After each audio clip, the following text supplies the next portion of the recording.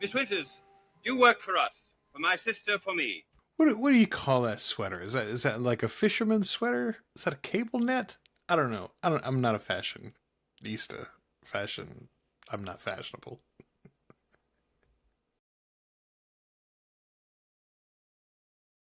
It's time once again, my friends, for a little Dark Shadows. I am excited because we're about to, I think, hit a major milestone here. We're going to have Roger Collins and Burke Devlin in the room at the same time. I am your friendly host, Joel Sharpton, one half of the Articulate Coven Podcast, and we have been watching the original supernatural soap opera Dark Shadows. This is episode 12 of our watch. You can get them early and ad-free at our Patreon, articulatecoven.com/join. And now, let's watch episode 12. The night wind batters the house on Widow's Hill with the force of 1,000 demons.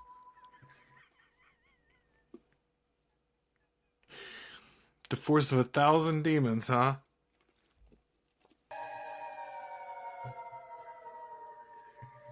Some nice synthesizer wind howling there. I respect that.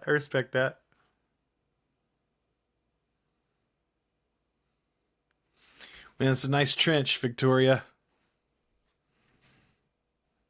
Gotta respect the coat game. I saw you come down here. I want to talk to you. Sit down. That is a nice sweater there, Roger. I can respect that too. Oh, come on. That's what you're gonna give us for a cold open? Alright, that's not a good one. I understand you gotta fill the 22 minutes, but come on, Dark Shadows.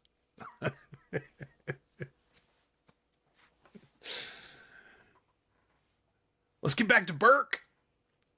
Victoria's wandering the grounds. She's supposed to be finding you, Roger. Emptiness, loneliness, and grief. And then even that was taken from them. What do you mean? Even the grief was taken from him, huh? Decided to build our house. He chose this hill, the highest point in Collinsport. That is only the wind. Is it? Listen. Listen carefully. Yeah, that's a synthesizer. Almost forgotten. He gave you a message for me, didn't he? Girl, me too. That was several episodes ago. It was Sam that he's talking about. He wouldn't even tell me his name. Just Sam. That's his name. And to tell you he was looking for you. Are you sure that's all? To think of moving away from Collinsport. That doesn't make any sense. Okay, but lady, you're the one who was all like, why would you be here, Victoria, etc., when she first showed up to town. Get over yourself, Maggie. Everybody in the show is contradictory.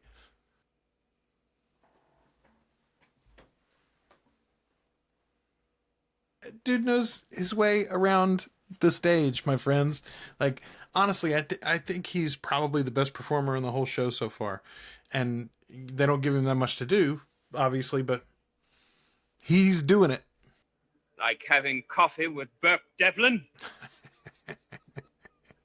Oh yeah. I was supposed to tell you to come in and talk to him. It just occurred to me, Victoria's not supposed to be looking for Roger. Victoria has been on her, 2 episode vacation. Carolyn is out looking for Roger somewhere on the grounds to come back and talk to Burke. I told him he ought to ask you that himself. Did he say he would? Yes. Roger doesn't seem scared of Burke as much as, scared of what he might do with Burke. I'm telling you. Gonna be able to cut this sexual tension with a knife if we ever get them in the room together. I think they're going to stall another episode here. My guess is that now they will not get together until at least the end of, until next episode. Lucky number 13.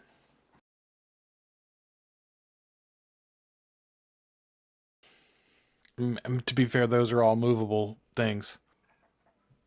Can't be faced. Boy, what did Burke and Roger make you do, Sam? Miss Winters, you work for us. For my sister, for me. What do you call that sweater? Is that like a fisherman's sweater? Is that a cable net? I don't know. I'm not a fashionista. I'm not fashionable. You are a member of a household that is moving. I wear my own podcast t-shirts, so I don't know.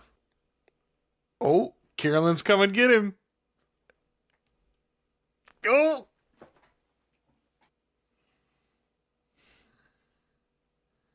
Look, lady, you got to stop talking about all the suicide pacts and the spooky stories. Like, I don't understand how Carolyn is so positive a person, and yet she's the one that focuses more on the ghosts and ghoulies of this house than anybody else, it seems. Remember what I told you. Ha! What was that all Ha! about? She didn't tell him who's in there with her. Devlin. Oh, that's interesting. Burke Devlin is with my mother right now. In the drawing room. Oh, they're not going to make me wait. They're not going to make me wait till next episode. Yes! The Dirty Dozen! Oh, I spoke too soon. Oh, come on.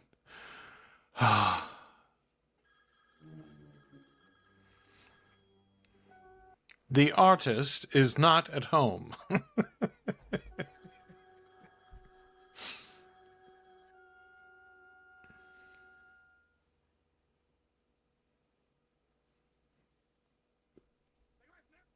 God, they are going to make me wait till next episode.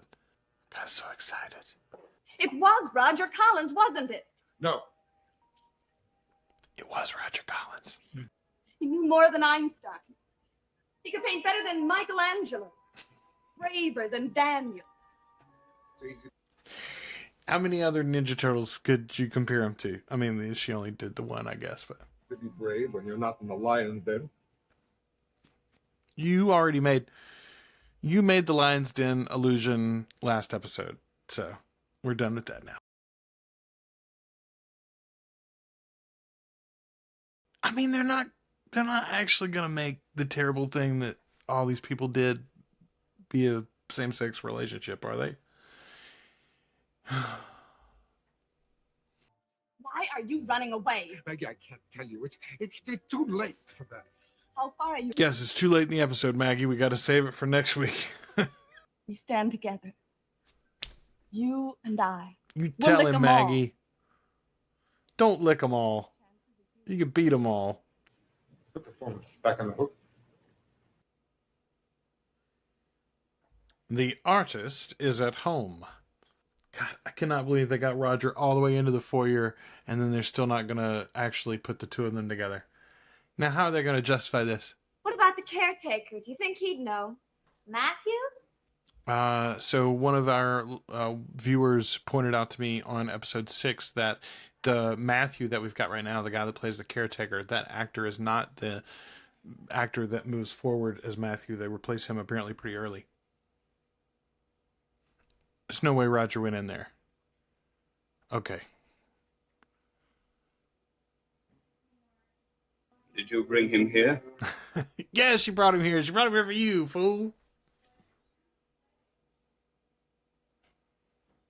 Bum, bum, bum. Credits, baby. You knew it was coming. No? Oh, they're going to give us a stinger? Come on. Oh, you coward. There you go. Get through that door. Can't believe you changed out of the sweater. Now credits. God. Sam's office this time. I think this is the first time we've been in Sam's studio for the end credits. Good deal. All right, so no Burke Devlin in that episode, basically. Elizabeth and Burke got the day off. The fashions, as always, courtesy of Orbox. Yeah, we know that. You told us that last episode. It's a Dan Curtis production, everybody.